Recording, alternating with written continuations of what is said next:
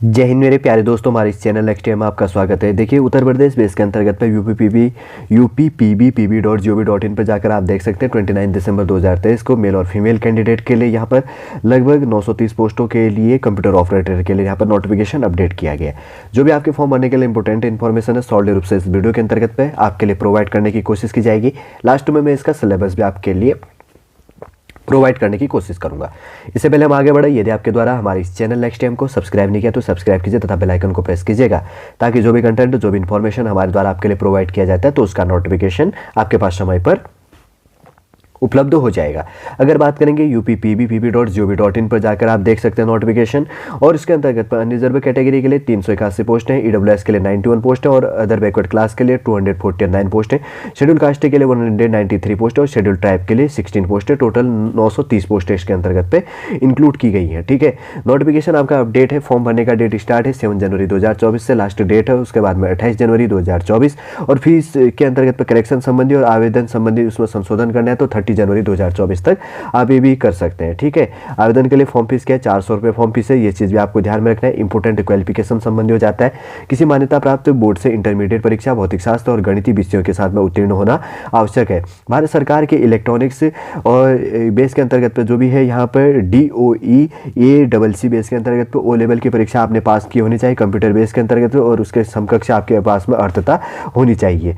यह प्राविधिक शिक्षा परिषद उत्तर प्रदेश से कंप्यूटर अभियंत्रण, सूचना प्रौद्योगिकी या इलेक्ट्रॉनिक्स अभियंत्रण में डिप्लोमा या सरकार द्वारा उसके समकक्ष मान्यता प्राप्त कोई अर्थता आपके पास में होनी भी चाहिए। आपको वरीयता दी जाएगी, प्रेफरेंस दिया जाएगा यदि आपने प्रादेशिक सेना में 2 वर्ष का जॉब किया, यदि एनसीसी का बी प्रमाण पत्र है, या केंद्र राज्य द्वारा मान्यता प्राप्त किसी संस्थान से कंप्यूटर हार्डवेयर या कंप्यूटर नेटवर्किंग या पाठ्यक्रम सफलतापूर्ण उत्तीर्ण किया है।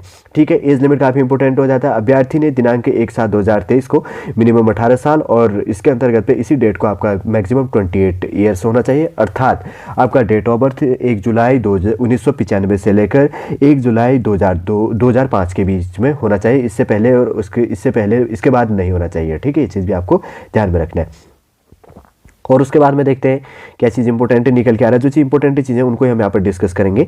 लिखित परीक्षा की बात करेंगे तो लिखित परीक्षा वस्तुनिष्ठ है, ऑब्जेक्टिव टाइप। परीक्षा 2 घंटे की होगी। कुल 160 प्रश्न होंगे, प्रत्येक प्रश्न 1.25 मार्क्स का होगा। परीक्षा कुल 200 अंकों की होगी। लिखित परीक्षा सामान्य ज्ञान, मानसिक अभिरुचि, तर्क शक्ति एवं कंप्यूटर विज्ञान से संबंधित होगा। प्रश्न पत्र का स्तर पद के लिए अपेक्षित न्यूनतम शैक्षणिक योग्यता के अनुरूप इसके अंतर्गत पे इंक्लूड किया जाना है। ठीक है, ये चीज़ भी आपको यहाँ पर ध्यान में रखनी है। और उसके बाद में देखते हैं और क्या चीज़ निकल के आ रहा है, और फिर उसके बाद में मैं आपको सिलेबस प्रोवाइड करूंगा। वैसे तो जो इंपॉर्टेंट इन्फॉर्मेशन है, जैसे वर्टिकल रिजर्वेशन बेस के अंतर्गत शेड्यूल कास्ट के अंतर्गत 21, शेड्यूल टाइप के अंतर्गत 2%, अदर बैकवर्ड क्लास में 27, इकोनॉमिकल वीकर सेक्शन के लिए 10 ईयर्स का छूट मिलना है।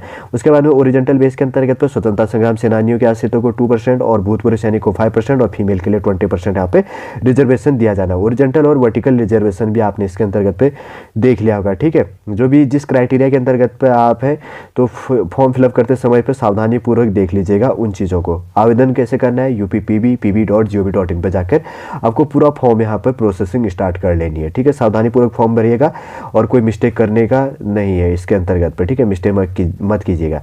देखिए, अब सिलेबस देख लेंगे इसके बाद में। वैसे तो इंपॉर्टेंट इन्फॉर्मेशन प्रोवाइड किया, शायद इसके बाद में यहाँ पर इनके द्वारा सिलेबस भी प्रोवाइड किया गया था कि क्या क्या इंपॉर्टेंट सिलेबस इसके अंतर्गत हो जाता है।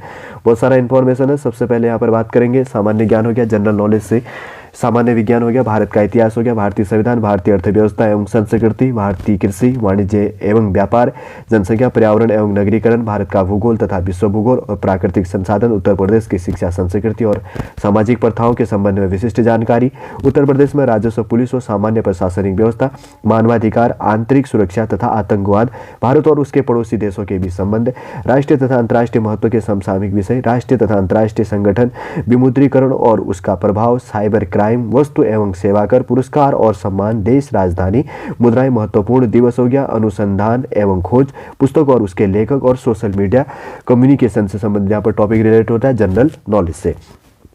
उसके बाद में यहाँ पर मानसिक अभिरुचि हो गया, मेंटल एप्टीट्यूड बेस के अंतर्गत की बात करें तो लॉजिकल डायग्राम हो गया, तार्किक आलेख जिसको कहा जाता है, और संकेत संबंध विश्लेषण हो गया, सिंबल रिलेशनशिप इंटरप्रिटेशंस, और उसके बाद में प्रत्यक्ष ज्ञान बोध जिसको कहा जाता है, परसेप्शंस टेस्ट जिसको कहा जाता है, वर्ड फॉर्मेशन से टेस्ट, शब्द रचना परीक्षण होगी, लेटर एंड नंबर सीरीज हो गया, अक्षर और संख्या श्रृंखला, word and alphabet analog base के अंतर्गत पे एनालॉग जिसको कहा जाता है, शब्द और वर्णमाला में आंशिक समरूपता, कॉमन सेंस टेस्ट हो गया, व्यवहारिक ज्ञान परीक्षण, उसके बाद में डायरेक्शन सेंस टेस्ट हो गया, दिशा ज्ञान परीक्षण जिसको कहा जाता है, लॉजिकल बेस के अंतर्गत पे इंटरप्रिटेशंस ऑफ डाटा हो गया, आंकड़ों का तार्किक विश्लेषण, फोर्सफुलनेस ऑफ आर्ग्यूमेंट, प्रभावी तर्क जिसको कहा जाता है, डिटरमाइनिंग इम्प्लाइड बेस के अंतर्गत पे मीनिंग्स जिसको कहा जाता है, अंतर्निहित भावों का विनिश्चय करना जिसको कही जाती है, उसके बाद में तर्क शक्ति हो गया, रीजनिंग जिसको कहा जाता है, एल्गोरिथम एनालॉग बेस के अंतर्गत पे एनालॉगी बेस के अंतर्गत पे यहाँ से टॉपिक इंक्लूड है, समरूपता जिसको कहा जाता है, फिर उसके बाद में सिमिलरिटीज हो गया, समानता हो गया, डिफरेंस हो गया, भिन्नता हो गया, इस पे विजुअलाइजेशन से खाली स्थान भरना हो गया, प्रॉब्लम सॉल्विंग हो गया, समस्या को सुलझाना, एनालिसिस हो गया, जजमेंट विश्लेषण, निर्णय हो गया, डिसीजन मेकिंग हो गया, निर्णायक क्षमता, विजुअल मेमोरीज हो गया, दृश्य स्मृति हो गया, डिस्क्रिमिनेशन हो गया, विवेदन क्षमता हो गया, ऑब्जर्वेशन हो गया, पर्यवेक्षण हो गया, रिलेशनशिप संबंध हो गया, कॉन्सेप्ट्स हो गया, अवधारणा, अर्थमेटिकल से रीजनिंग हो गया, अंकगणितीय तर्क जिसको कहा जाता है, वर्बल एंड फिगर क्लासिफिकेशन, शब्द और आकृति वर्गीकरण जिसको कहा जाता है, अर्थमेटिकल से नंबर सीरीज हो गया, अंकगणितीय संख्या श्रृंखला कहा जाता है, ability to deal with abstract idea and symbols and their relationships कहा जाता है, अमूर्त विचारों व प्रतीकों तथा उनके संबंधों से सामंजस्य की क्षमता संबंध यहाँ पे इंक्लूड हो जाता है। कंप्यूटर साइंस से यहाँ से टॉपिक है इंट्रोडक्शन बेस इंक्लूड हो जाता है, डाटाबेस मैनेजमेंट सिस्टम है,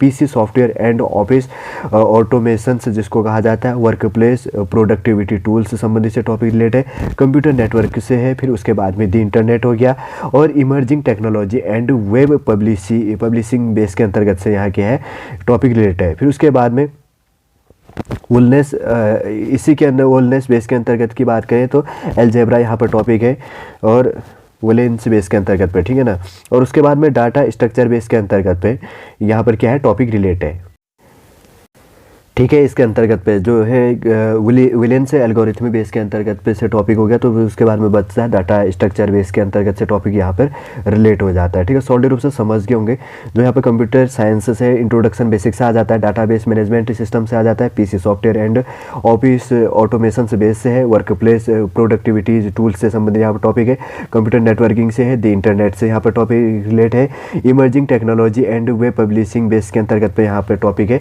और उसके बाद में विलियन एल्गोरिथम बेस के विलियन जो है अलजेब्रा बेस से यहाँ पर टॉपिक रिलेट है, और डाटा स्ट्रक्चर से यहाँ पर टॉपिक रिलेट हो जाता है। सॉलिड रूप से समझ गए होंगे, सिलेबस भी यहाँ पर क्या है, और सबसे पहले जनरल नॉलेज संबंधी हो गया, मेंटल एप्टीट्यूड से, और उसके बाद में रीजनिंग से, और उसके बाद में कंप्यूटर साइंस से जो टॉपिक है कंप्यूटर ऑपरेटर के लिए 930 पोस्टों के लिए जो नोटिफिकेशन यहाँ पर अपडेट है, कंप्यूटर प्रोग्रामिंग के लिए जो भी आपके फॉर्म भरने के लिए इंपॉर्टेंट इन्फॉर्मेशन था, सॉलिड रूप से इस वीडियो के अंतर्गत पर आपके लिए प्रोवाइड किया है। उम्मीद करूंगा दोस्तों आज का वीडियो आपको पसंद आया होगा। यदि इन्फॉर्मेशन आपको अच्छा लगता है लाइक कीजिएगा, कमेंट कीजिए, और हमारी इस चैनल नेक्स्ट टाइम को सब्सक्राइब कीजिएगा। वापस हम नेक्स्ट क्लास के अंतर्गत आपसे मिलेंगे। जय हिंद, जय